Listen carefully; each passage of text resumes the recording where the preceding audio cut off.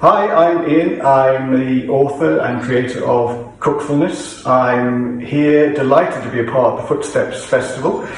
I'm now a member of, which I'm very happy to be, and supporting this incredible group of people doing incredible things for people like me who suffer from various chronic illnesses. The whole ethos of Footsteps Festival is incredible. It's there to say medication is one thing, therapies are another thing, but there are lots of other things that you might find that will help inspire you, help you get a sense of pride, a bit of happiness back in your life. So I'm doing some sessions on cooking. There's also sessions on, you name it, all kinds of things. Poetry, singing, it's brilliant. So I'm so happy to be a part of this. I really hope you're going to enjoy this, my first ever session, and then going forward, hopefully there'll be many more. So, just a little bit about myself. I'm a father. I have two girls, and my wife and our little dog, Alfie, who'll be pitch-pattering around somewhere, I'm sure. He'll probably make a guest appearance. I suffer from chronic fibromyalgia and arthritis. I also suffer from anxiety and depression.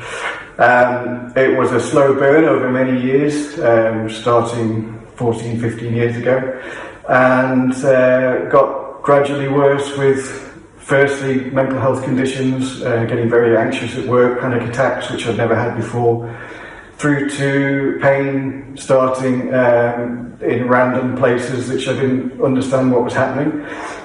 But each of them in turn wasn't setting any huge alarm bells off, just that obviously things weren't quite right, didn't know what. I was diagnosed with celiac disease and thought, oh, that must be what it is, let's carry on. And then things got worse, and gradually over time, more and more pain, physical and mental, which made living really tough. I had to give up work.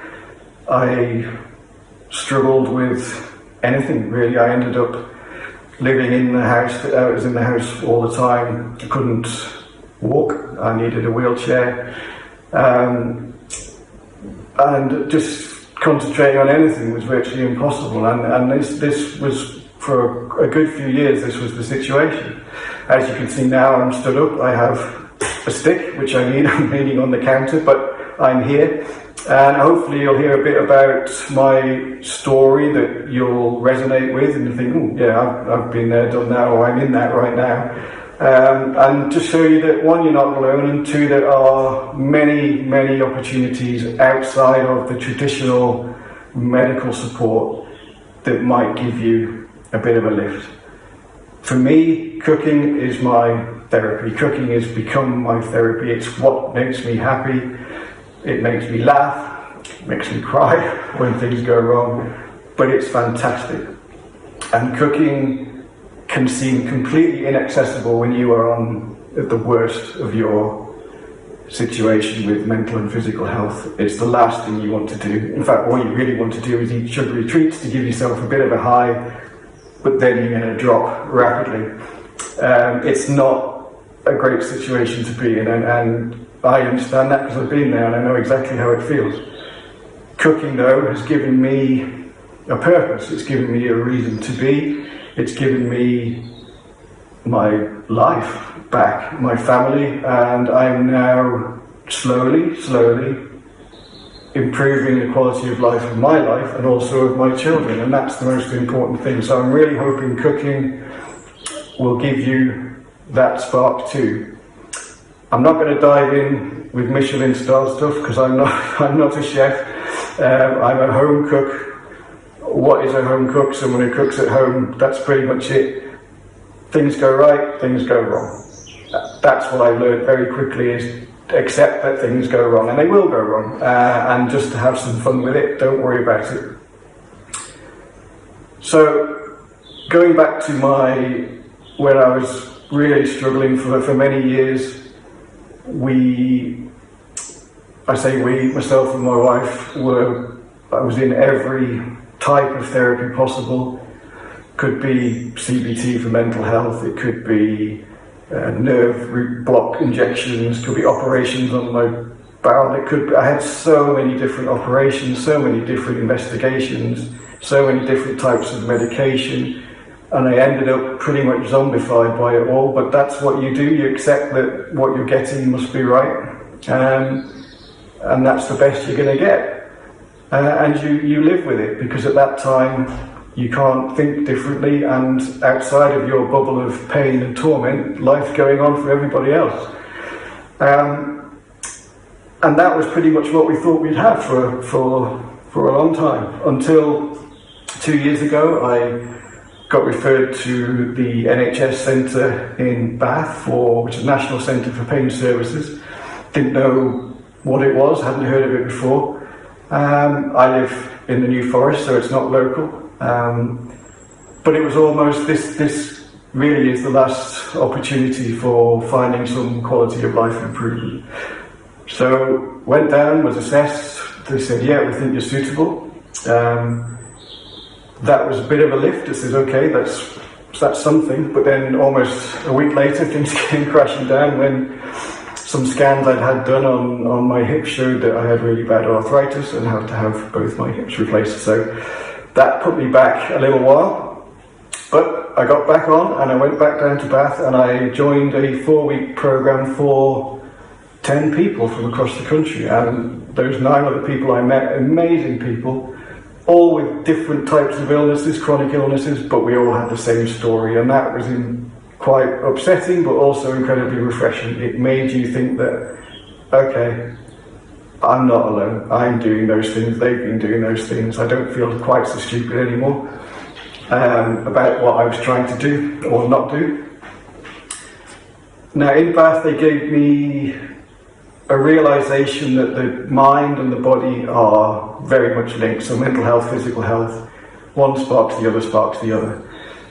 If you try and treat them separately, things don't really work that well, as I'd already found. So looking at what was my body doing with pain, what was my mind doing with pain, what was my body doing with anxiety, etc., was incredibly rewarding. Quite upsetting, but very rewarding. And looking at what the impact of my life had been on other people. So hard hitting, but it had to be done to make you realise that there was some really good things out there if you were prepared to try. They gave me some incredible coping mechanisms which I use every single day, because every day it's not a walk in the park, literally. You know, I'm stood here and doing this video. It's nerve-wracking, I'm anxious, I'm doing my best, but I'm going to do it, and I'm damn well going to do it, because I think I want to show you that things are possible. You know, I'm not someone who says my way's right. It's not. It works for me. It might work for some of you. It won't work for all of you, but that's absolutely fine.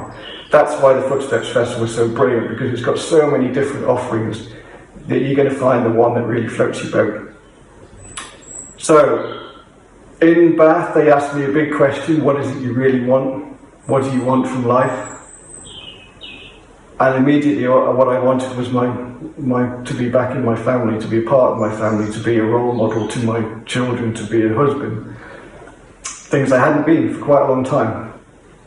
And then the question was, well, how are you going to get there? And that's tough. How are you going to get there? But breaking it down into what steps could I take to try and get myself there, and cooking was at the very top of my list, because I always loved to cook.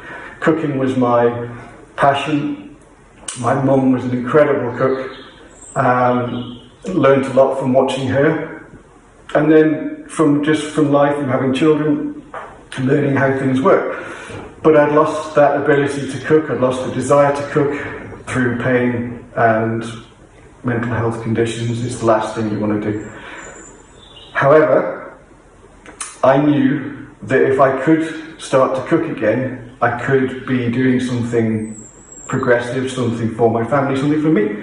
So we gave it a go. I had a first go at doing some cooking, and immediately what struck me was I couldn't work out what I needed to do. I'd lost my ability to freestyle, I guess. I couldn't work out what flavours went with what flavours. That had all been mushed up with the brain fog, with the anxiety, with the pain, and with the initial feeling of this is going to fail, you're going to be a disaster. So I had to go to cookbooks. Cookbooks, brilliant, love them. Everyone's got a few cookbooks, I've got quite a lot. Got one of my favourites out that I'd used many times before, years gone by. Opened it up and immediately my brain was saying, no, can't do this. Look at that picture of that beautiful dish. You are not going to be able to make that. So straight away, no, I'm off, not doing this. Look at the recipes. It was so confusing. I couldn't work out what was happening when. Everything was all blurring into one. I didn't know what I was supposed to have where. You now need to zest a lime and I didn't have a zester. So panic stations down, I'm out of here. So everything was saying, no, no, no, confirming in my head, you can't do this, it's not going to happen. And I was going to give up, but my wife said to me, hang on, you are knowing what's going wrong here, you know what's not working, so why don't you try and make it work? So I took one recipe and I basically unpicked it, turned it upside down, turned it into a method that I could use. It took me a long time, but I managed to turn it into something that I thought, okay, I can follow this. Made the dish and it was actually okay. That then spawned the idea of, well, why not do this for a lot of people? Why don't we turn this into a cookbook for people who are really struggling with chronic illnesses to say, you really can cook. There is a way to do it. And really through these sessions, I'm going to try and share with you some of the hints and tips that have helped me, some of the ways I've found that make it possible to cook on any day. So today I'm not having the best of days. I'm feeling quite a lot of pain, anxiety from doing this. Hands are a bit swollen, not feeling 100%, but I'm here and I'm still going to show you what's possible and how we can make dishes.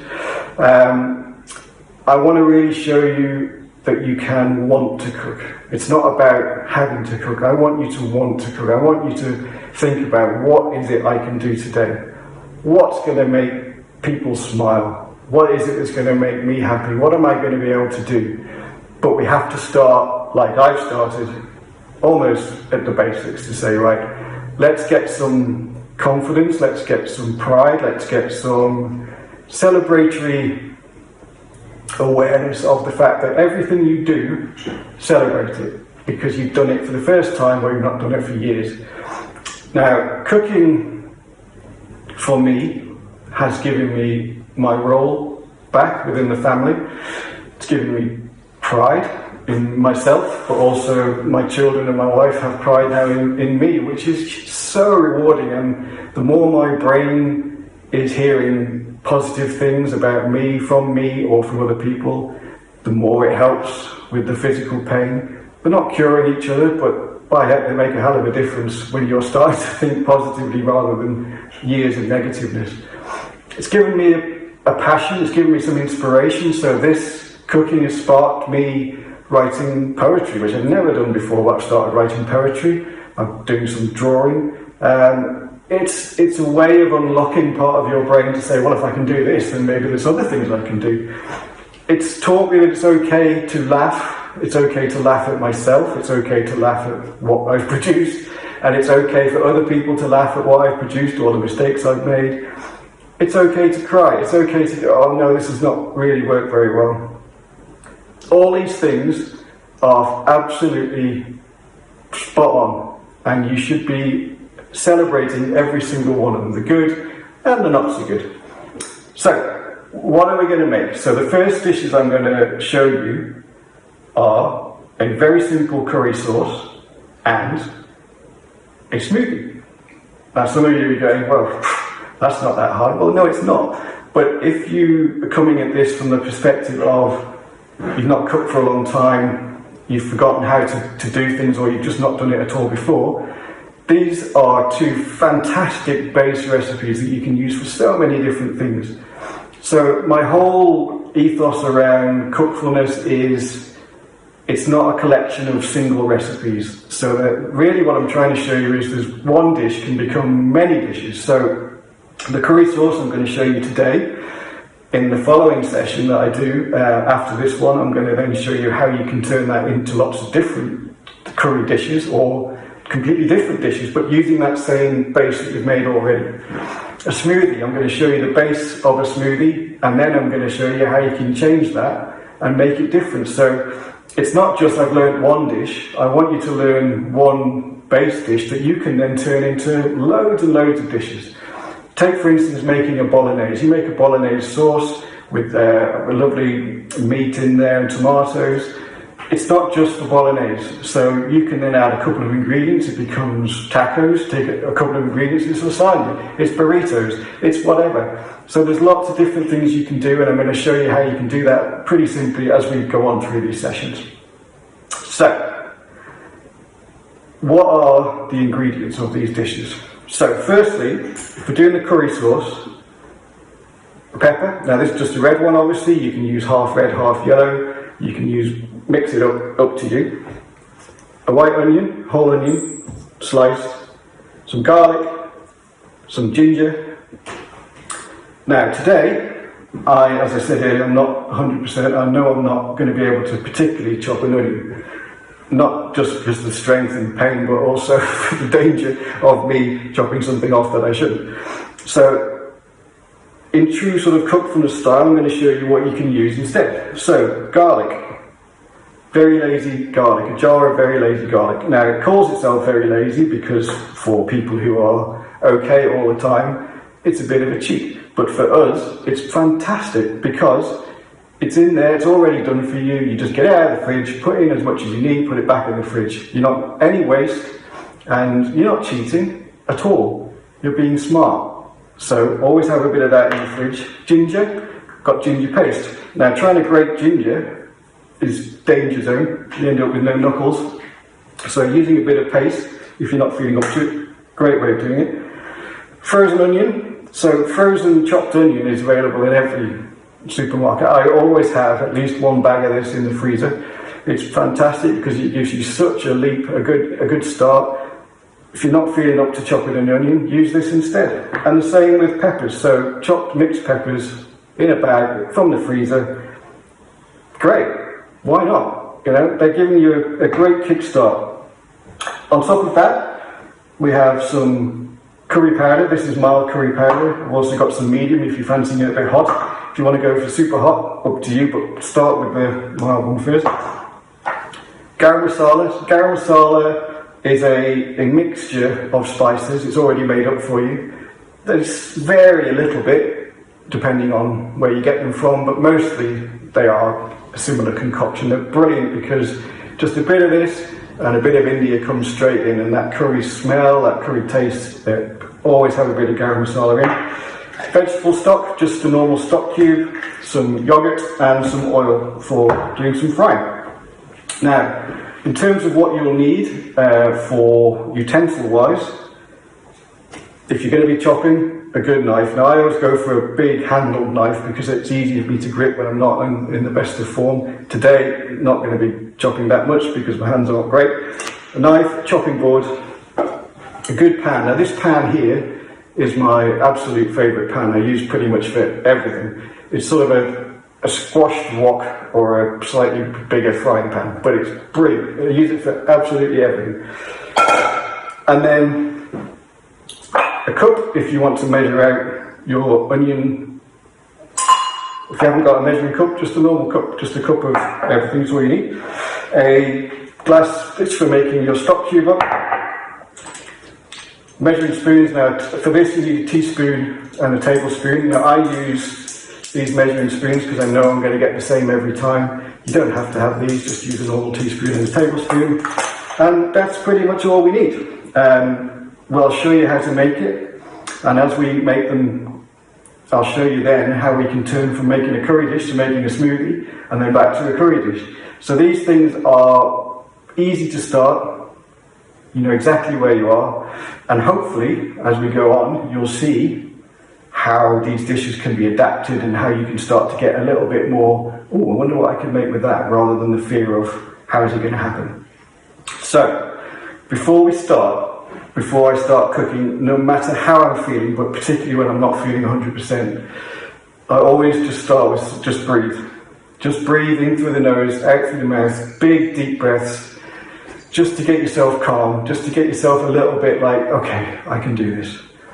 Then I use a visualization technique, and please, I'm not going all guru on you. I just want you to say, this is what I do. So if I'm thinking, I can't do this, I'm not in the right frame of mind, I just close my eyes, I see a kitchen dining table, and there around that table are my 2 children and my wife. They're laughing, my food's in the middle of that table, I'm bringing it over, and I'm putting it on that table, I'm sat there. Everybody's eating, everyone's sharing, everyone's laughing, everyone is having a great time. That is the memory I keep, that's the vision I keep, because that makes me feel like, oh yeah, this is what it's about. So whenever you're having a bit of a rough one or a bad one, I always have that picture. I call it the 4 dining chairs, because it's just my family sat around the table eating the food I've made, and they're just enjoying stuff. And there's no, oh, what's Dad doing? Where is he? What's happening? It's actually, we're all there. So visualize as much as you can, breathe again, and then the most important thing, your Cookfulness playlist. So music is hugely important to me. It always has been, and it always will be. I used to play in a band years ago as a drummer. Unfortunately, can't do that anymore. But music's always been hugely influential, as it is in everyone's lives. You remember things from music you hear. The tendency when you're not feeling great is to go with music that's got pretty bad memories attached to it, things you wish you'd done, things you wish you hadn't done. That, I've been there, I've done it. Knock that on the head. Go for music that you love. It's got great memories attached to your wedding songs. It could be songs from birth of children, music when you're down the pub with your mates, all kinds of great music, things that happen, just great music. Get that, make yourself up a Cookfulness playlist. Go for stuff that's going to get you going, it's going to make you happy, it's going to make you feel strong, make you feel like, here we go, the memories are going positive. Everything is about having a great time while you're cooking. Now, I have different playlists for different days. So in the weekdays, when things were needed a little bit more speedy, when the kids are normally at school, I go for slightly faster music. So I'll have some rock music, I'll have all kinds of things, it doesn't matter, but stuff that's short and sharp to get me going. For the weekends, particularly on Sunday, I tend to go for a really good album, so you can have a good listen to a great album. Songs you've probably forgotten about, but listening to an album is brilliant, especially when you've got time to do, and if you're doing a roast dinner, etc. But mix it up, go with whatever you like, get the music up. Please, please, please, whenever you're going to cook, get your music on, get it as loud as you're allowed. Don't be afraid to sing. If you can't sing, it doesn't matter, just like the cooking, just go for it. Give yourself a chance to say, right, this is my safe, my happy space, I am going to enjoy this. So get the music on, get your visualization, get ready, and here we go. Hi, as you can see, I have magically appeared at my kitchen stove. So what we're going to do now is a very quick curry sauce. And first things first, playlist on.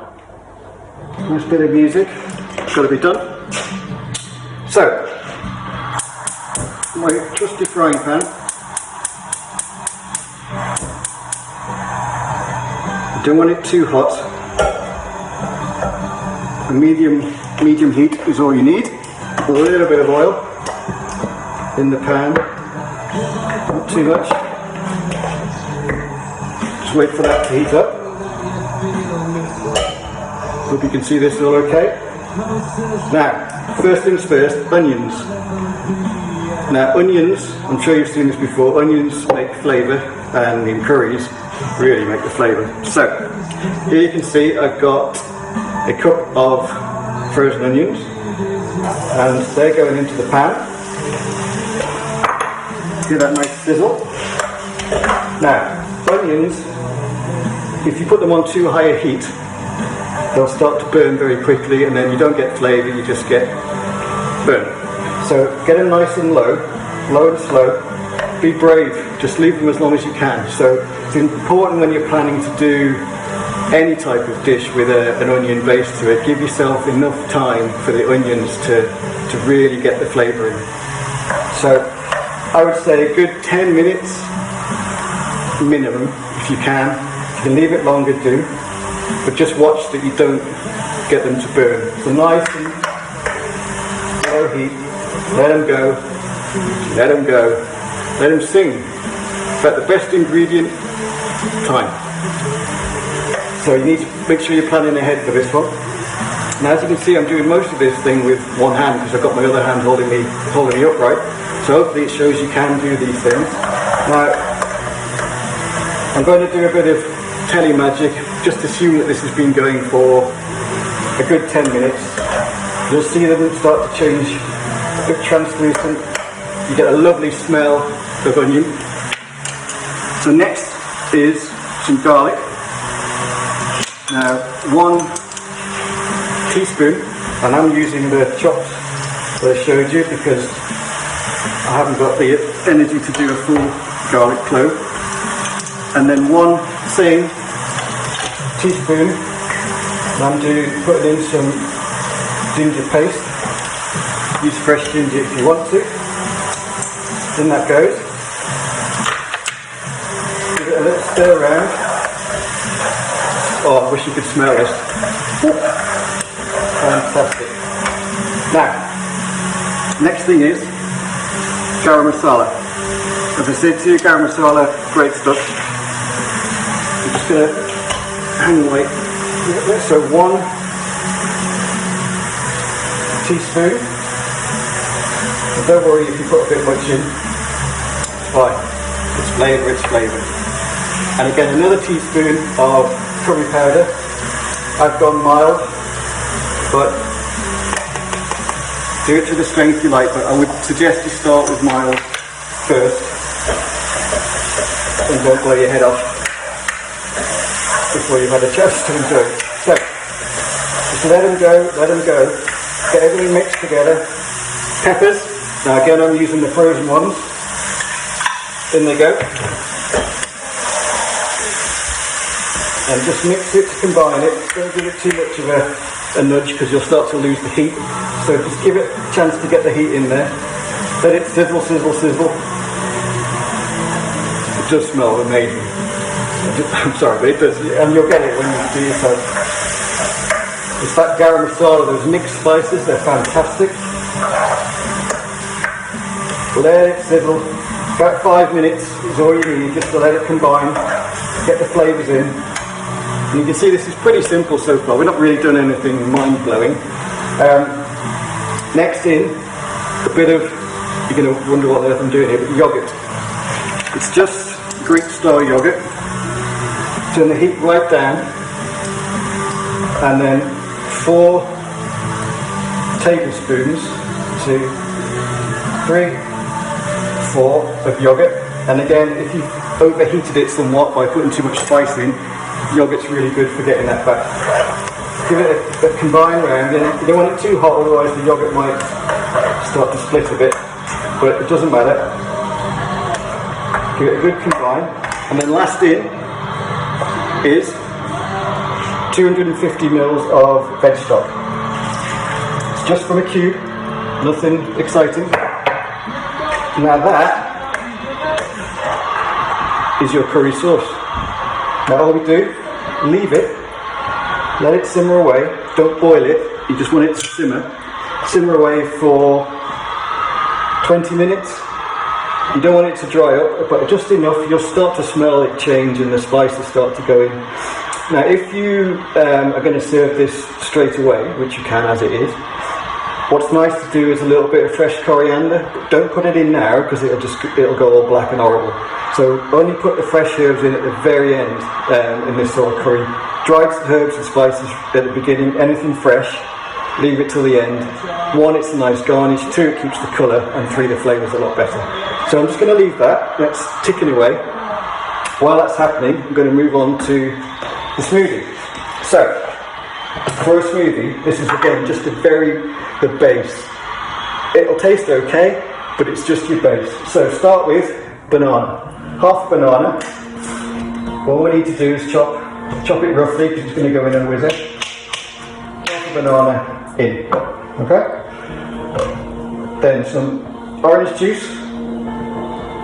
100 mils of orange juice.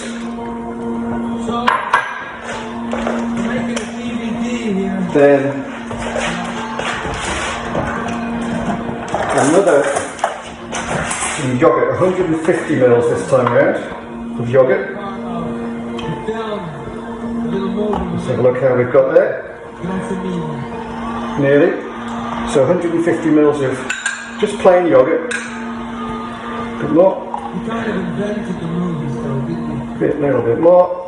There we go, 150 mils of plain yogurt. And it goes. Now, use the same dish here, the same bowl, because I'm going to put now just water in, cold water, 150. So the same amount of water as there is yogurt. Back in a sec.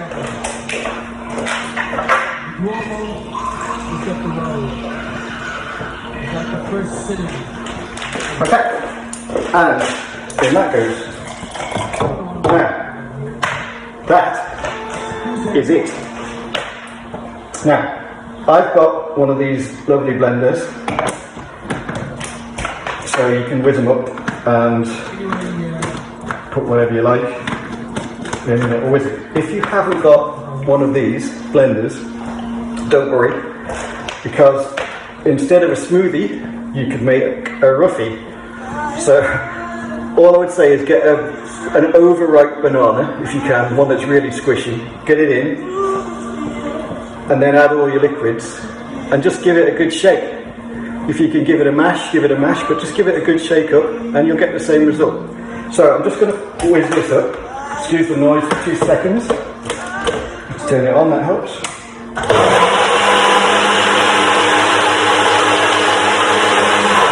And that is it. So we have here a very simple banana smoothie. Now, as I say, on its own it tastes alright, it's not bad. But this, if you make this in advance, you can freeze it, so you can make loads if you like, and put it into reusable containers, put it in the freezer. And then, night before, bring out what you want, and then you've got the base ready. Now, what I would say with this is you need to get some good cold fruit into it. So I use the mixed red fruits, frozen fruits that you get in the supermarket. You can get tropical ones, you can get all kinds of stuff. Just start putting bits in. It'll change the colour, which is great, it also adds the flavour. But if you use this same base every time, I guarantee you'll have a wonderful smoothie. Now just watch how much fruit you put in. If you put a lot in, it might get a little bit sticky, so you might need to add a bit more water. But again, use this, put it in the freezer or keep it in the fridge, keep it for a couple of days. When you're ready, put in some nice frozen fruits and whiz it up. Now if you haven't got one of these, it's okay, you've done your roughie. Now get some of your frozen fruits, try go for the smaller ones, because massive pieces of strawberry aren't going to work that well. So small berries, put them in as frozen, give it a shake, put it in the fridge, leave it for a couple of hours, and then it will have gone from rock hard fruit to reasonable fruit, and again it'll taste fantastic. It's just slightly rougher than a smoothie. And that is a very, very simple way to start the day. Fantastic. Start playing with it. You can put in seeds, nuts, if you're okay with seeds and nuts. Put all kinds of things in. Bit of nutmeg's delicious, cinnamon's fantastic, 5 spice. Just have a play, but always start with the same base, and you're guaranteed a winner. Okay, so back to the curry. Now, hopefully you can see this. It's starting to come down a little bit. Now, just assume that that's been going for 10 minutes. You'll know because you'll see it's just a little bit thicker. Once it's done, turn the heat off and just let it sit there. Now with this again, you can just leave it like that and serve it, and it's lovely poured over some cooked chicken, which would be delicious. Or you can let it go completely cold, put it in the freezer. You've then got a curry sauce in the freezer ready for you whenever you need it. So you're having a really bad day, then you can just get it out of the freezer, defrost it, you've got a lovely curry sauce, heat it up, whatever you've got, bang it in. Lovely with noodles, lovely with rice. Now, what I'm going to do in the next session, hopefully you'll still be with me for the next one, I'm going to take this base curry sauce recipe and show you what you can do with it. So with the addition of 1, 2, 3 herbs and spices, how you can change it from a very base but delicious curry sauce into a really lovely one. So that'll be on the next one. Also on the next one, I will hopefully be looking at how to make a lovely tomato sauce. So a tomato sauce, again, extremely versatile. You can use it in pasta, you could use it for lasagna, just as a straight sauce. It's fantastic also cooked down just to replace tomato ketchup. So again, a very versatile one I'll do next. It's homemade again. Once it's cooked, you can freeze it, you can use it whenever you want. So that will be on the next one. So I hope you've enjoyed my little foray into cookfulness. It's been fun doing this. I've been a bit nervous, I have to be honest, but I hope it's come across okay. Thank you so much for watching. Thank you so much for supporting the festival. I really hope you get lots out of it. What I would like to do, if you can, if you are willing to have a go at some of these things, please do. And send in any questions you have about what went right, what went wrong, and I'll try and answer them all ready for the next one or the next session. Somehow I'll do a question and answers. And so if anything hasn't worked or you found something really difficult, or just please say it. I'm not precious about anything, so please do say whatever it is you want to know, and I will answer truthfully for everything I can.